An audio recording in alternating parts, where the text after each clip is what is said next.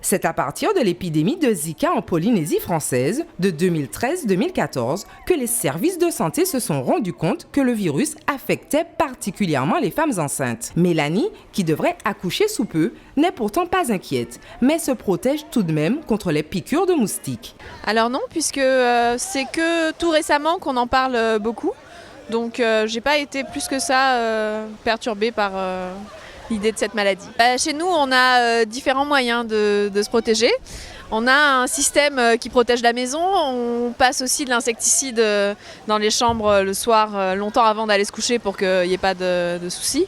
Et puis ponctuellement, si on a trop, on a les raquettes et les bombes pour le corps. Donc voilà. Attachée de recherche clinique au CHU de Pointe-à-Pitre, Mélanie est aussi au fait des risques de contraction de la maladie. Donc oui, par rapport à mon expérience professionnelle, je sais aussi que le virus du Zika, a priori, n'a pas de risque important en fin de grossesse. Donc comme moi, je suis là proche du terme, je m'inquiète pas trop.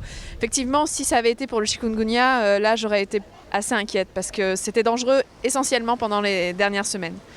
Le Zika, a priori, les risques de malformation, notamment du cerveau, sont plutôt au cours des premières semaines de grossesse. En attendant l'arrivée imminente du bébé, Mélanie et son conjoint profitent donc de ces dernières heures de grossesse au soleil et en toute sérénité.